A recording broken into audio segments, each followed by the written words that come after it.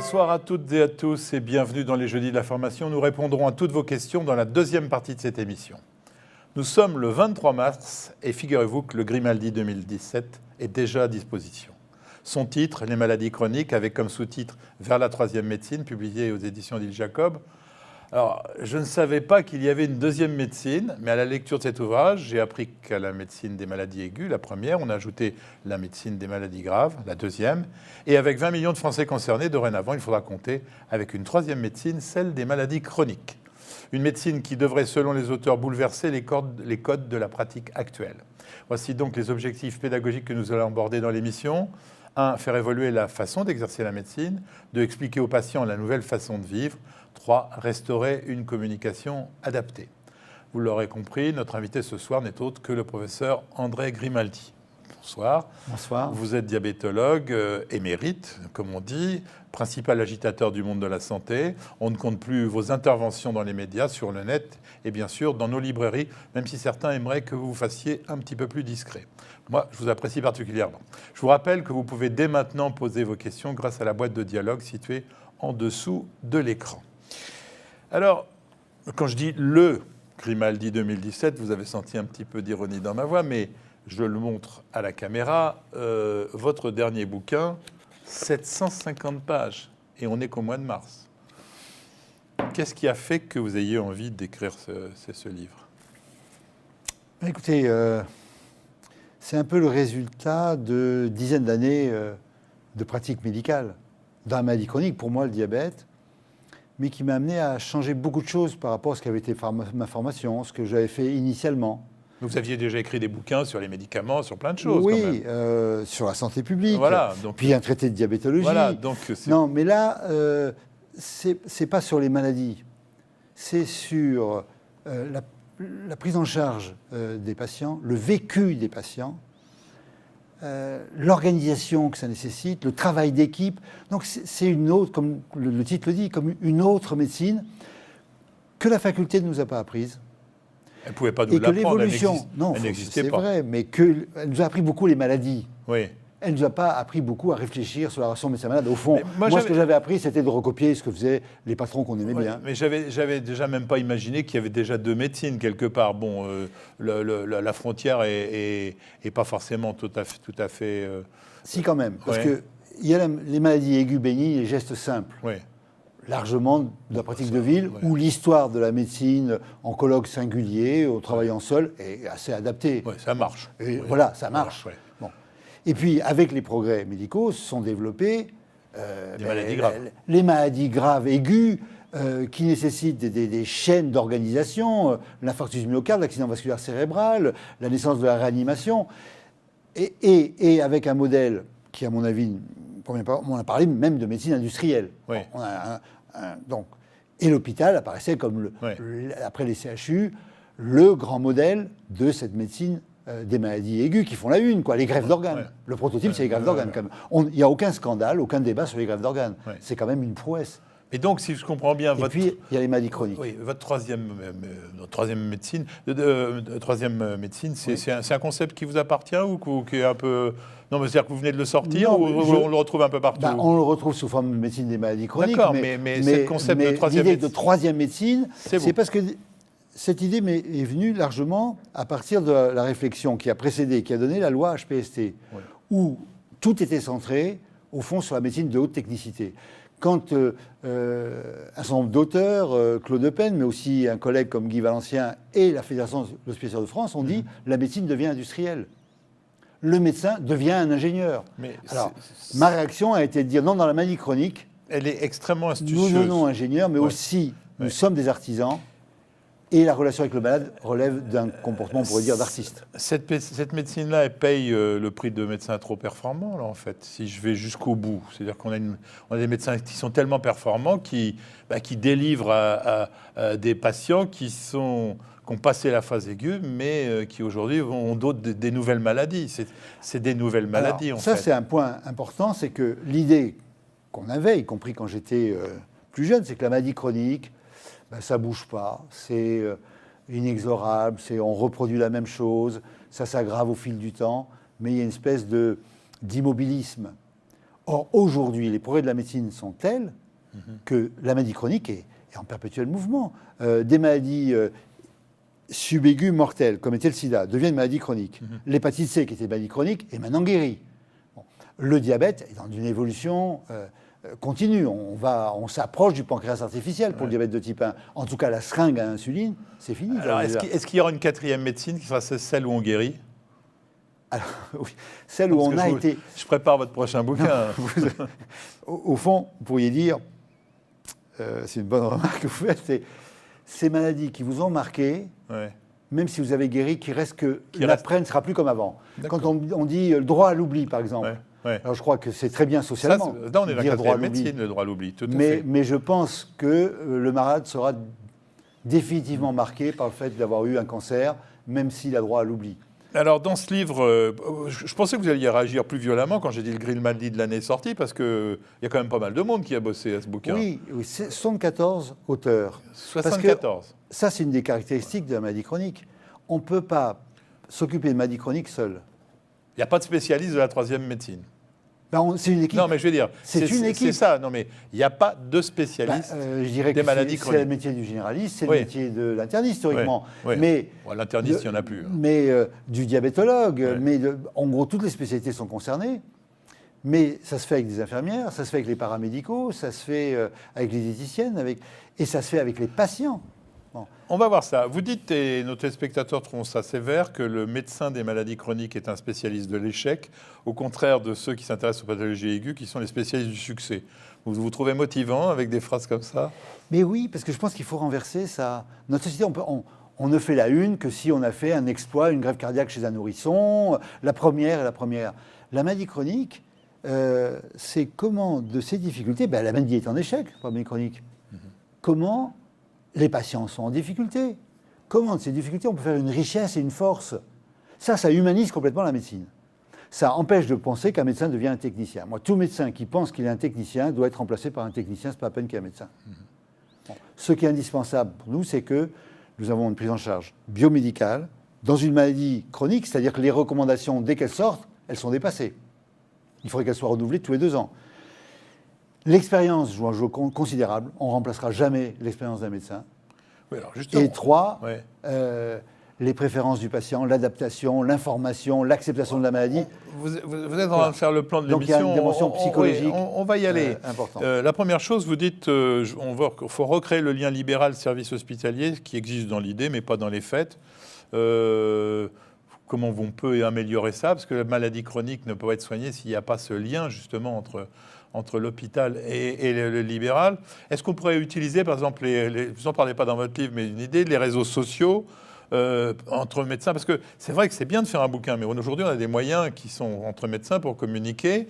Les réseaux sociaux, par exemple, aujourd'hui, on sait qu'il y a des bons services, il y a des mauvais services, il y a des gens... Les réseaux sociaux seraient là pour ça? Ça ne vous choque pas qu'on puisse avoir... Non, ça ne me choque pas du tout qu'il y ait une évaluation et qu'il existe une évaluation faite par des patients, par des familles de patients. Non, mais même par les médecins entre eux. Par les médecins entre eux. Et qu'on la communique, surtout. Et bien sûr. Vous savez comment on améliore les services pour la formation? Depuis longtemps. C'est quand les internes font l'évaluation des services et font collègues à leurs collègues. Quand vous recevez l'évaluation par les externes de la formation dans votre service, au début, vous râlez, vous dites pour qu'ils se prennent, etc. Puis après, vous changez quand même. Bon, donc l'effet miroir, c'est un des éléments majeurs d'amélioration de la qualité. Ce qui est étonnant, c'est que si on veut améliorer la qualité, il y a 1, la formation, 2, le travail en équipe, et 3, l'évaluation. Et dans l'évaluation, il y a ce que vous dites. Et ça serait pas mal que les médecins, effectivement, puissent évaluer. Alors, il y a quelque chose qui est dans votre bouquin qui va peut-être faire sourire mes amis médecins, vieux médecins de famille. Vous dites, il faut comprendre son patient. Oui, c'est ce que fait le médecin de famille, c'est une relation longue. Aujourd'hui, on est au détriment de la relation longue. Or, comprendre son patient, c'est de l'accompagner longtemps. Ah oui, oui, mais les sciences sociales et humaines ont fait aussi des progrès. Et sur ça, nous avons peu de formation. Alors, on parle d'empathie, comprendre pour le patient. C'est que dans la maladie chronique, la maladie en gros chronique, elle frappe 2 fois. Elle frappe dans le réel et elle frappe dans la représentation du réel. C'est-à-dire qu'elle vous dit, ça ne sera jamais plus comme avant. Et maintenant, vous serez différent des autres. Et là, il y a un traumatisme psychique lors de l'annonce de la maladie chronique Ah, ça oui, l'annonce, on va en parler. Qui fait que chaque individu, face à ce traumatisme, met en place des mécanismes de défense pour tenir debout. Alors, qui peuvent être transitoires. Hein. Le plus simple, c'est le déni. Ouais. Bon. Mais il y a la pensée magique, mais il y a le refus conscient de la maladie, mais il y a le clivage, mais il y a les addictions. La dépression est 2 fois plus fréquente chez les malades chroniques, à âge égal, à statut social égal. Mais il y a en plus, ce qu'on ne sait pas, toutes les stratégies mises en œuvre par les patients pour éviter la dépression. Vous êtes en train de faire la description du prochain livre du livre de Philippe Jamet, qui va être un de nos prochains invités. Qui est un des auteurs. Oui, qui est un des auteurs, et qui dit qu'effectivement, les émotions, c'est tout ce que... Les émotions cachées des patients, c'est la première chose que le médecin doit aller chercher. Alors vous dites, par exemple, vous, cette troisième médecine, c'est une médecine qui doit assumer le pronostic. C'est-à-dire, vous voulez dire assumer le pronostic de la maladie, de ne pas le cacher. Bien sûr, le patient... Mais ça voulait dire qu'on ne l'assumait pas avant. C'est-à-dire, ah ben oui, avant, il y a un rapport paternaliste. Donc, on protège le patient. Moi, j'ai connu une époque où il y avait des faux certificats, des faux comptes rendus. Bon, non, on mentait au patient pour son bien.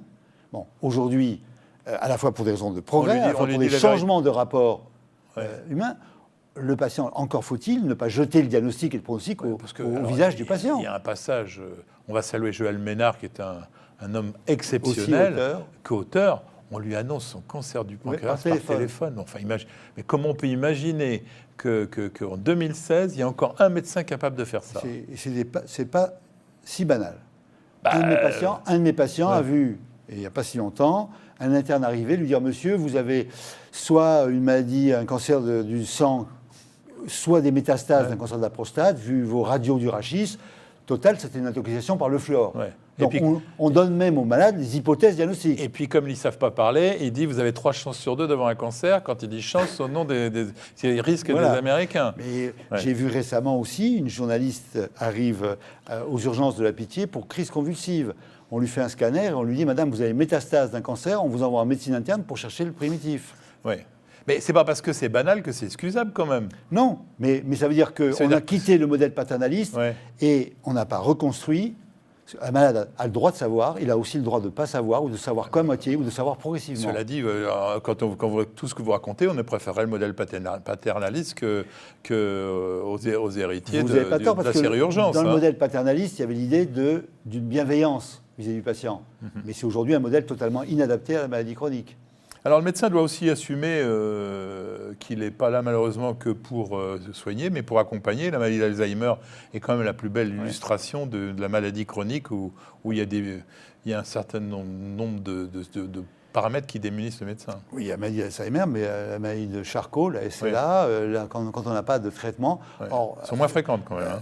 Beaucoup moins fréquentes, mais pourtant, alors qu'il n'y a pas eu de grand progrès sur le plan médicamenteux, grand progrès dans la prise en charge. Dans la préparation de l'évolution de la maladie, dans la formation des familles, et dans le progrès humain de la prise en charge. Donc la maladie chronique, ça nécessite du temps, ça nécessite des compétences partagées, ça se fait en équipe. Un médecin seul ne peut pas le faire, et ce n'est pas une médecine industrielle. Est-ce qu'on peut conclure en disant que cette troisième médecine, est-ce qu'on soit dans un futur proche que dans des maisons médicales ? Les maisons médicales, c'est l'avenir pour le travail d'équipe. Oui, mais parce qu'il y a dedans, le flacon... Le médecin tout seul qui a géré la maladie chronique, il ne peut pas. D'accord. C'est pour ça que je vous dis que dans l'avenir, les médecins, même s'il restera un ensemblier, ils vont se grouper. À condition d'avoir un partage. Le paiement à l'acte n'est pas adapté à la maladie chronique. La tarification d'activité n'est pas adaptée à la maladie chronique. Vous savez ce qui m'a fait beaucoup réfléchir à la maladie chronique ? C'est nos propres collègues, nous-mêmes, lorsque nous sommes malades. Je parle de médecins compétents. Oui. Qui ont la maladie pour laquelle ils sont compétents. Ouais. Vous êtes très étonné de voir comment ils se soignent. Là, vous dites, on dit l'éducation thérapeutique, c'est transformer le malade en son propre médecin. Ouais. Alors, on a un modèle. Ouais. Si c'est ça, le médecin lui-même malade. Le diabétologue diabétique. Oui. Alors, parfois, il se soigne bien. On en connaît un certain nombre. Vous êtes très surpris parfois. Mais ça, je vous confirme que pour voir ça de l'extérieur et en rencontrer un certain nombre, on ne donnera pas les noms ce soir, mais vous les reconnaissez. Et ils sont comme nous. Nous n'y lâchons pas. Jean-François et moi, ça peut nous arriver. Donc il faut être convaincu, quand on est face à un malade qui ne suit pas son traitement, qu'à sa place, il n'est pas sûr qu'on ferait mieux que lui. Bon, il y a urgence à sauver la médecine libérale, l'exercice pour continuer à avoir des patients qui sont vus en dehors de l'hôpital, mais ça, c'est un autre débat. La maladie chronique, c'est pour l'essentiel, se passe en dehors de l'hôpital. D'accord. Donc il faut pas. Bon, comme le temps passe très vite avec vous, je suis obligé d'aller sur la deuxième partie, si on va voir ce qui va changer du côté du patient. Alors, l'éducation thérapeutique. Ça fait combien d'années que vous me parlez d'éducation thérapeutique, professeur Grimaldi? L'éducation thérapeutique dans sa version moderne est née en 1975, lorsque un professeur de diabétologie, lui-même diabétique insulino-dépendant, à Genève, crée une unité d'éducation des patients. Ouais. Et puis actuellement, elle est en train de dévier. Ouais. C'est en train de devenir une prestation, alors que dans l'idée qui est la mienne, ou qui était celle de Jean-Philippe Assal à Genève, c'était une autre médecine, un autre rapport au temps, un autre rapport aux patients, un autre rapport entre médecins et paramédicaux, une autre forme d'organisation. C'est en train de devenir une prestation supplémentaire. On ne change rien, mais on rajoute une couche. Hein. Oui. Donc l'éducation, ça a de sens que si c'est une forme de prise en charge du patient. Donc vous essayez de détailler ce qu'on pourrait faire. Oui. Vous dites que la personnalité du patient devient prépondérante. Hein, c'est ce qu'on avait un peu oublié, les initiateurs, au profit de la globalité des soins. Mais vous dites que cette troisième médecine tient autant des données de la science qu'au malade lui-même et qui ne peut pas se résumer à sa maladie. Quand on a dit cela, c'est une belle phrase, mais les problèmes restent, quoi. Non, parce que... Quelle idée? Je vais vous donner deux idées sur ça. Premièrement, le grand progrès en médecine, c'est l'évidence-based médecine, la médecine scientifique. Ouais. Pas jeune non plus. Si on revient aux sources de l'évidence-based médecine, David Sackett, on regarde les papiers qu'il a écrits. Il dit l'évidence-based médecine, c'est trois choses. Trois choses. Et il dit trois choses indissociables. Face à un problème thérapeutique, un, que dit la science, que disent les études publiées. Deux, l'expérience du professionnel. Trois, les valeurs, les spécificités et les choix du malade.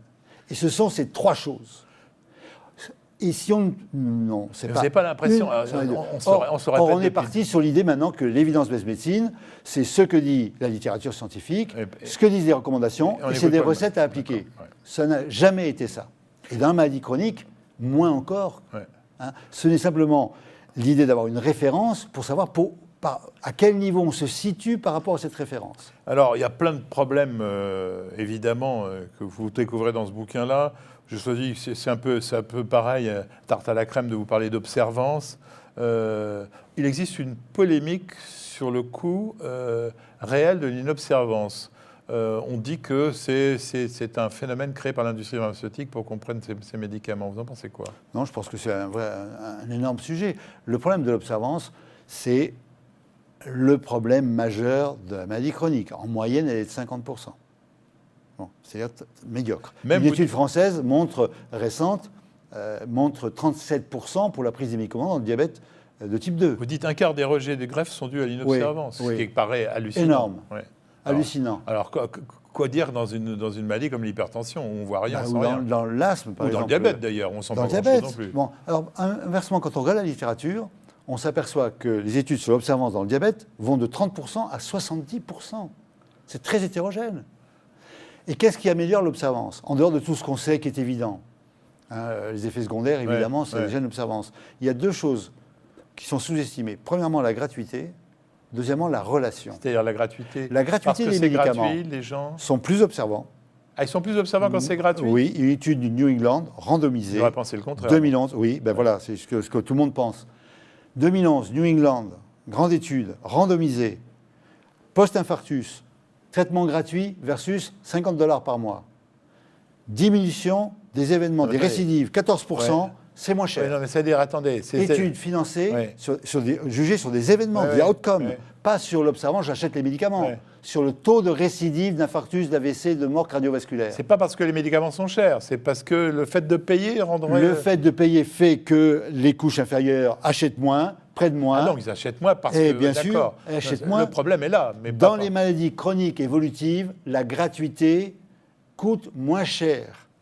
En France, en 2011, on a retiré du 100% l'hypertension artérielle sévère. 1 million de patients. Malgré ce que dit Joël Ménal dans le livre, qui a hurlé, malgré les hypertensiologues. Mais il n'y a pas d'association de patients. Il n'y a pas d'hypertensiologue en ville. Donc on a fait des économies de bout de chandelle à court terme. La deuxième chose, c'est la relation. À chaque fois qu'il y a eu une méta-analyse sur le sujet, quand les médecins ont été formés à la relation, quand ils prennent le temps dans la relation, quand le patient a le sentiment d'être écouté, qu'on ne lui impose pas les décisions, l'observance augmente. Ça explique la disparité de 30 à 70% d'une étude à l'autre. Ouais. Si vous faites la prescription, vous la donnez comme ça au patient, sans avoir discuté, vous êtes sûr que l'observance va être nulle. Ouais. Si la consultation dure 10 minutes, votre observance ne sera pas très grande. Est-ce qu'il faut punir? Non. Ça ne marche pas? Non. Non. Écoutez, vous allez punir quelqu'un qui n'arrive pas à se soigner parce que dans la maladie chronique, c'est un travail d'acceptation. Et s'il y a autre chose dans la vie qui n'est pas passé, vous aurez beaucoup de mal à vous soigner. Donc une fois, un patient me dit « S'il vous plaît, docteur, pouvez-vous ne pas me dire que je n'accepte pas ma maladie ?» J'étais un peu étonné, il avait vu tous les patrons de Paris. Ouais. Et 10 minutes après, j'apprends qu'il avait un fils unique et qu'il l'avait trouvé un jour pendu. Donc ce que disait cet homme, c'était vous me demandez de faire un travail de deuil, vous me demandez de tourner la page, je ne peux pas. C'est vrai qu'il y a des moments forts dans votre bouquin. Donc il faut savoir se situer avec le patient sur son problème si on veut pouvoir l'aider. Pour ceux qui veulent le lire, et j'espère que vous serez nombreux, il y a beaucoup de témoignages de patients qui sont plutôt bien écrits. Il faut le dire, c'est pas uniquement... Il y a des témoignages de patients écrits par des patients qui sont une vraie réflexion. Et puis il y a pour Joël Ménard, pour Arnaud Badevant, pour moi et bien d'autres, une expérience professionnelle. L'accès au psychologue, c'est quelque chose qui pourrait être plus important dans ton Oui, plus important pour les équipes de soins et moins pour les patients. Ah bon? Les psychologues sont d'abord utiles pour les médecins. Parce qu'une prise en charge globale, c'est pas il y a un médecin qui s'occupe du biomédical et puis il y a, pour les problèmes psychologiques, allez voir le psychologue. Hein, ça, on peut faire des routes parallèles comme ça, qui se rejoignent jamais. Ce qui est important, c'est que le médecin puisse dire « Je vois que c'est difficile pour vous, pourquoi c'est si difficile ?» Et le psychologue... Et que vous puissiez, vous, médecin spécialiste du diabète, comprendre pourquoi c'est si difficile. Et qu'un psychologue vienne vous l'expliquer, c'est ça que vous voulez dire. Que nous, on soit formés à cette prise en charge, mais au quotidien aussi. Les mécanismes de défense, mais c'est à nous de l'assurer avec les patients. Certains patients ont besoin d'une prise en charge psychiatrique, mais ça serait absurde de penser que le malade doit être découpé en rondelles. Avant de passer à la troisième partie de l'émission, je vous rappelle que l'on attend vos questions. On y répond dans moins de 10 minutes. Alors, on va aller sur le patient. J'ai l'impression de zapper sur votre livre. Vous allez dire, mais on s'arrête sur rien. On n'a pas le temps. Il y a encore, j'ai choisi que 3 angles, mais il y a plein de choses. Le savoir du patient a changé. Ça, c'est une banalité que de dire ça. Par contre, de ne pas le prendre en compte, ça met en péril l'exercice. Ça, il y en a un certain nombre qui n'y pensent pas. Alors, si je résume, autrefois, vous essayiez d'expliquer. Aujourd'hui, vous avez un patient informé. Vous expliquez. Et ce qui est nouveau, apparemment, c'est qu'on délibère. Et vous l'écrivez comme ça.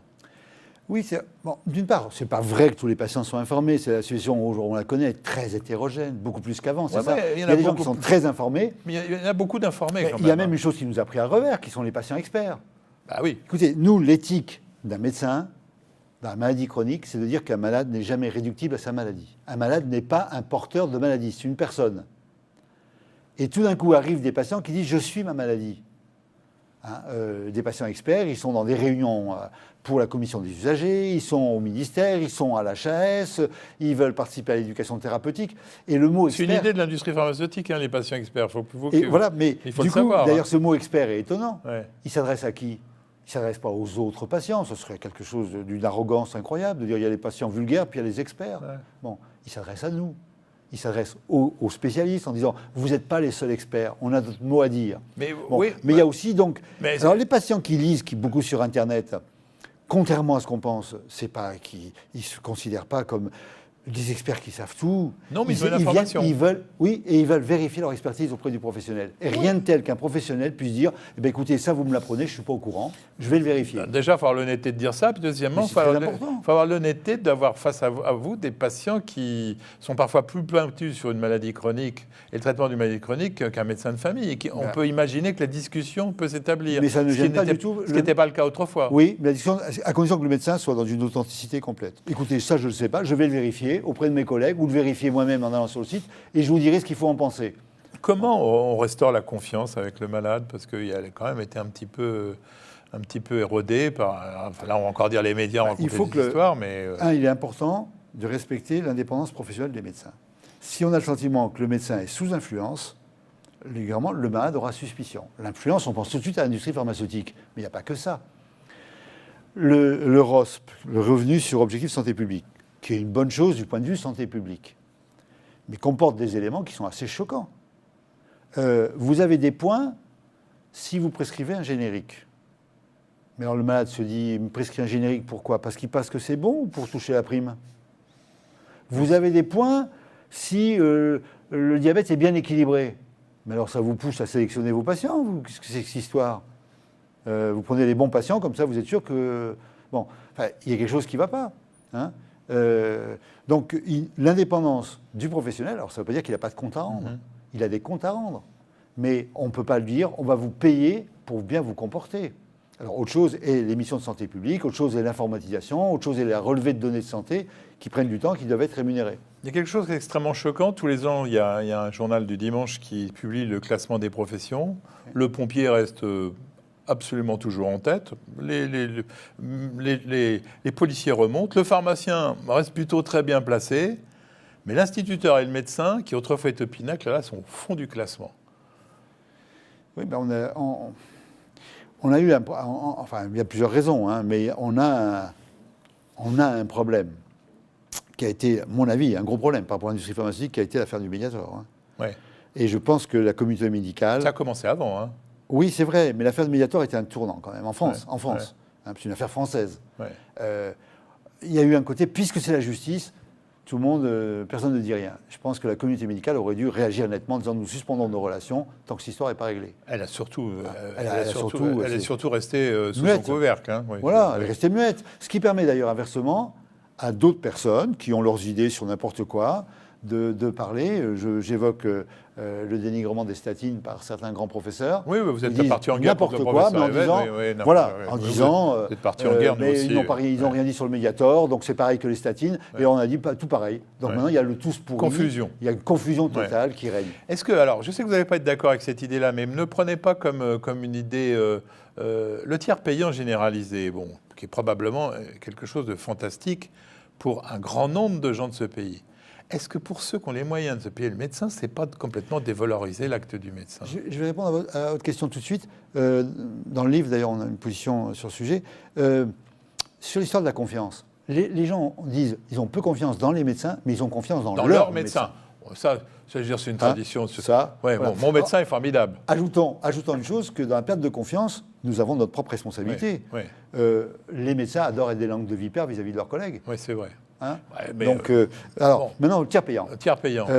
Ma position, c'est que c'était pas le sujet prioritaire. Que la maladie chronique, c'est le sujet prioritaire. Que la ministre, avec ça, elle a fait une opération politique, c'est-à-dire c'est un conflit gauche-droite. Bon, voilà, tous les médecins vont être contre, les patients plutôt pour. Et qu'à mon avis, derrière, il y a la question des 500 mutuelles et assurances privées. Qu'au fond, on pouvait faire le tiers payant pour la Sécu et que pour la Sécu. Ce qui réglait le problème technique pour les médecins, ce qui simplifiait les choses, et ne pas avoir une vision on passe en force, et avec derrière, parce qu'on sait ce que veulent les assurances privées, hein, c'est le conventionnement sélectif des médecins. Je suis d'accord, mais est-ce qu'on oublie la cuisine, une mauvaise décision on oublie la cuisine tacticienne. Il reste que la façon, quand on l'explique mal aux patients, il reste que, bon, chez le médecin vaut plus rien. On aurait très bien pu dire le 100% pour les patients qui le souhaitent. Voilà. Okay. Après tout, les médecins réclament la liberté pour eux, mais on peut dire liberté pour les patients. Ceux qui le souhaitent peuvent avoir le 100%. Alors, à mon avis, il aurait fallu pour la Sécu. Vous dites dans les choses qui est là encore, hein, on ne fait que zapper sur toutes les choses formidables qu'il y a dans ce bouquin. Vous dites que dire la vérité fait partie justement de ce retour de la confiance. On peut dire la vérité sans être brutal? Non, il ne faut pas dire la vérité parce que la patient... Vous dites qu'il ne faut pas dire la vérité? Non, c'est-à-dire que le patient a le droit de savoir. Donc il est exclu de mentir. Mais il a aussi le droit de ne pas savoir ou de ne pas tout savoir. Et l'art dans la maladie chronique, dans l'annonce, c'est savoir entrouvrir les portes, savoir avancer pas à pas. Hein. Le malade, on ne le connaît pas au début. On va lui dire un certain nombre de choses, on va voir comment il réagit. Est-ce qu'il pose des questions? Il veut en savoir plus? Ou bien on sent que ce n'est pas le moment. Bon, c'est là qu'on est un artiste. C'est ça que le métier, là, n'est pas un ingénieur. Et même pas seulement un artisan. Comprendre à quel est le bon moment. Et quand on annonce une mauvaise nouvelle, ça ne peut pas se faire en une fois. Ça se fait forcément plusieurs fois. Et c'est en revenant. Il y a des consultations, dès que vous êtes sorti, le malade dit « J'ai oublié de lui poser la question que je vais lui poser ». C'est indispensable de revenir peu de temps après. Et il faut faire part de ces doutes. Autrefois, on était face à une médecine totalement... les grands patrons de médecine ne doutaient pas. Vous êtes un de ceux qui n'a pas douté. On peut, dans l'idée d'inclure le patient dans le processus de décision, pas dans l'idée de lui transférer la responsabilité ou l'angoisse. Ça, ce n'est pas notre métier. Ce n'est pas se défausser. Ce n'est pas vous direz pas que je ne vous ai pas prévenu, moi je vous dis voilà, et puis je me couvre. Mais par contre, dans l'idée qu'en montrant les avantages, inconvénients, on peut hésiter, on prendra la décision après, qu'est-ce que vous en pensez? Donc faire participer le patient au fait qu'on soupèse le pour et le contre d'une décision, c'est parfaitement acceptable, au contraire, me paraît tout à fait adapté à la maladie chronique. Par contre, s'il s'agit de lui refiler la décision difficile à prendre ou de se décharger de son angoisse sur lui, ça me paraît pas relever du métier d'un médecin. Eh bien, on va tout de suite passer à vos questions.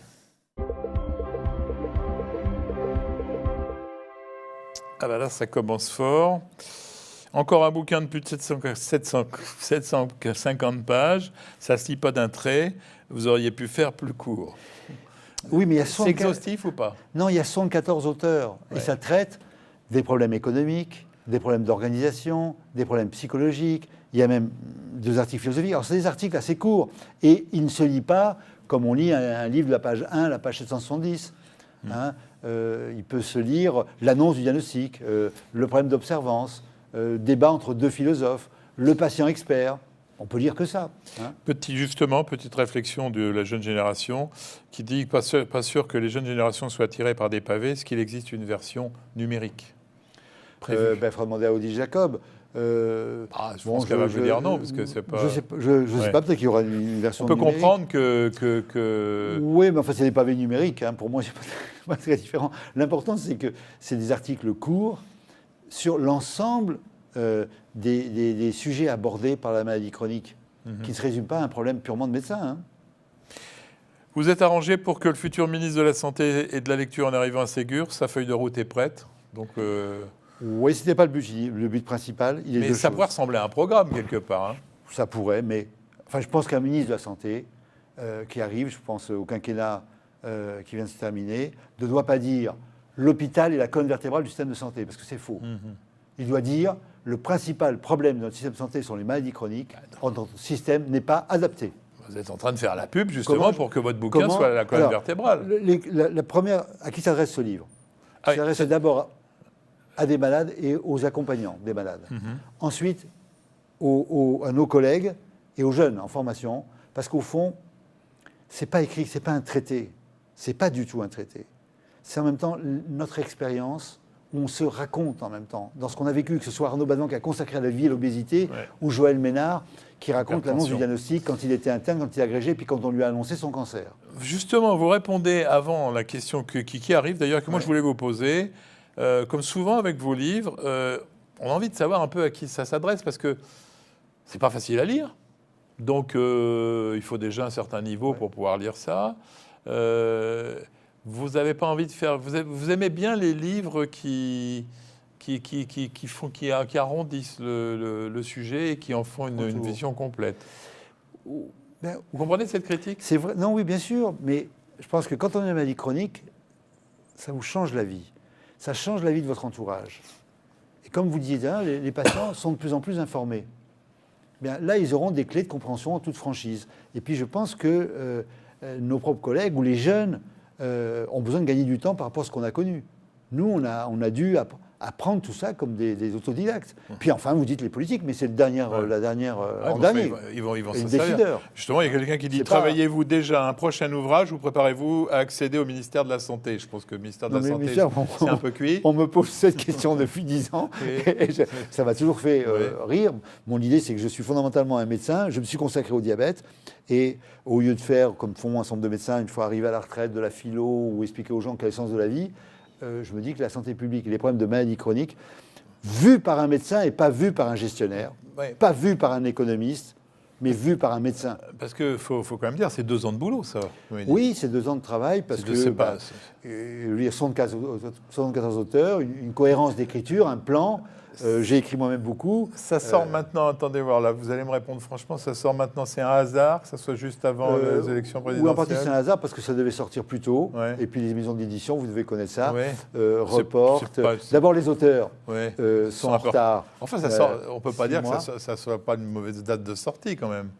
Oui et non. Au moment où tout le parce qu'au fond... la santé, quand même, revient au centre du débat voilà, pour une mais fois. Ça, j'avais pas prévu ça. Mais effectivement, il y a la charte pour une santé solidaire qui propose que la Sécu puisse être choisie comme complémentaire et qui, sur le tiers payant, dit c'est aux malades de choisir. Et votre prochain ouvrage, justement Mais ça sera avec Jean-François Lemoine, si j'ai bien compris. Alors, la maladie chronique ne serait-elle pas en train de devenir la normalité dans les années à venir ? Ça, c'est une bonne réflexion. C'est-à-dire que c'est vrai qu'après l'âge de 65 ans, beaucoup connaîtront la maladie chronique. Donc, d'une certaine manière, on pourrait dire ça. C'est-à-dire que le progrès de la société du vieillissement et le progrès de la médecine qui fait que on a une maladie chronique, mais on va vivre vieux et on va vivre avec. Un certain nombre de maladies aiguës ne vont pas être guéries, vont devenir des maladies chroniques, comme le sida. Font que, oui, la maladie chronique est quelque chose que tout le monde connaîtra, si ce n'est directement sur soi, au moins comme accompagnant de ses parents. On pourrait dire à l'inverse, c'est pas non plus une notion nouvelle, la maladie chronique. Elle a toujours existé. Mais dans le fait que maintenant 60% des causes de mort dans le monde, c'est la maladie chronique, dans le fait que le coût économique de la maladie chronique est un problème pour les pays en développement et même pour l'avenir de notre sécurité sociale, parce que les progrès ont un coût colossal. Alors, Le cancer devient une maladie chronique, donc c'est quand même c'est une nouveauté quand même. C'est une vraie nouvelle. Si vous repensez à l'histoire de l'humanité, l'histoire du sida, 1981 on découvre la maladie, 1983 on isole le virus, 1996 on a le traitement. Pour le diabète insulino-dépendant, c'est des siècles qu'il a fallu pour comprendre que c'était le pancréas, que c'était l'insuline, pour extraire l'insuline, puis la fabriquer. Donc, on est pris dans une rapidité d'évolution dont la maladie chronique elle-même en fait partie. On va bientôt terminer. Deux choses. D'abord, une petite critique, mais qui est liée à mon plan. Vous ne parlez pas assez de l'équipe médicale. La maladie chronique, c'est pas qu'un médecin avec son patient, c'est une équipe médicale. Oui, non, mais c'est un point fondamental. C'est le point fondamental du bouquin. Ce qui a été, entre parenthèses, abîmé à l'hôpital par les réformes pensées sous la forme de l'hôpital entreprise. Une question qu'un médecin qui a probablement notre âge, parce qu'il dit, est-ce que le docteur Knock, alors je rappelle pour les jeunes médecins qui nous écoutent que le docteur Knock était l'emblème du médecin clientéliste et qui faisait n'importe quoi, serait-il repéré puis interdit en 2017 ? Ou promu. Parce que actuellement, il y a un peu la santé est un état précaire, incertain, non durable. Ouais. Nous sommes tous pris dans les logiques de prévention. Donc ça, c'est un autre sujet. Éviter le pan-médicalisme. Éviter de transformer la vie. Vous êtes déprimé, voilà des médicaments. Vous avez un problème de nourriture, voilà absolument, on va vous dire tout ce qu'il faut faire. Bon, écoutez, en 2020, quelle est la limite ? En 2020, on va dire qu'il serait repéré et sanctionné. On va se donner. J'espère que le marchand d'illusions. Voilà. Ça fera l'éthique médicale et pas celle-là. Alors, cette émission touche à sa fin. Les maladies chroniques vers la troisième médecine aux éditions d'Île Jacob. Un ouvrage complet, recommandable et à recommander, à consommer par bout, en n'oubliant pas de réfléchir. Tout ce qu'on y trouve, voilà, c'est une bonne conclusion ? Oui, très bien. Voilà.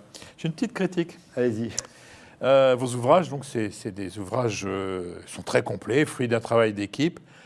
Pourtant, je ne vois aucun médecin journaliste dans l'ours. C'est que nous sommes une profession infréquentable ? Non, pas du tout. Mais l'idée n'est pas venue parce qu'au fond, on attend. Alors, ça a une bonne remarque, au fond. C'est qu'on peut cohabiter sans complètement se connaître. On vit avec des représentations. Ça, j'étais très frappé, par exemple. On peut à l'hôpital travailler avec des infirmières sans savoir exactement dans le détail quel est leur métier. Bon. Et on vit chacun avec des représentations, qui fait d'ailleurs éclater le monde médical. On a tous nos représentations sur les autres. Et on ne se connaît pas vraiment. Travailler en équipe, ça veut dire, je connais ma partition, mais je connais celle des autres. Je ne joue pas à celle des autres, mais je la connais. C'est ça la condition d'une équipe. C'est une culture commune partagée. Donc vous connaissez pas Non, mais je pense que votre question, elle prouve que je ne connais pas bien ce que c'est. Parce que c'est pas faute d'avoir fait des émissions avec vous. Non, mais l'idée que j'aurais, c'est qu'un journaliste médical propose un livre. En disant, tiens, André Ducardonnet, vous, Simès, un autre, dirait, je voudrais bien faire un livre avec toi. Ouais. Mais ça vient de spontanément. Nous, non, mais c'est ça que j'aurais moi comme représentation. Et vous avez la représentation inverse. Oui, parce que vous dites au fond, Vous mettez des compétences autour d'un ouvrage, pourquoi pas mettre la nôtre? Mais absolument. Et éviter le bashing des journalistes. Bonne critique. Alors j'aurais été inversement en peine, parce qu'on se dit, mais avec lequel ils sont tous, enfin bon, moi, Ducardonnet, j'aime bien, vous, très bien, Simès aussi, ces gens compétents, tous. Et, bon, moi j'ai une idée, mais je vous la donnerai. Avec Simès, c'est lui qui m'avait plusieurs fois sollicité, en me disant sur le diabète, on ferait bien, etc. Mais... vous n'avez pas dû le trouver assez bon, alors vous ne faites pas de bouquin avec lui. Vous n'avez pas dû le trouver assez bon, puisque vous n'avez jamais fait de livre avec lui. Pourtant, Dieu sait sur le diabète, on a beaucoup échangé, et il voulait faire un livre dessus. Et on me pose souvent la question, je voulais le dire clair et net, Michel Simès est un garçon pour qui j'ai beaucoup d'estime, extrêmement compétent et que j'aime beaucoup. Voilà, cette émission touche à sa fin. Je vous remercie, André Grimaldi, d'avoir participé. Merci à vous de nous avoir suivis. Comme chaque semaine, je vous rappelle l'adresse mail des Jeudis de la Formation pour poursuivre la discussion, jdflemoine@gmail.com. Pour voir toutes nos émissions, il suffit d'aller sur le site fréquencemédicale.com, mais également, c'est nouveau, sur la chaîne YouTube Fréquence Médicale. Alors n'hésitez pas à vous abonner. La semaine prochaine, c'est Damien Mouyel qui sera aux commandes des JDF. Vous voyez, parce que je suis déjà très enrhumé, pour une émission consacrée à la migraine. Allez, bonne soirée à tous et en attendant, portez-vous bien.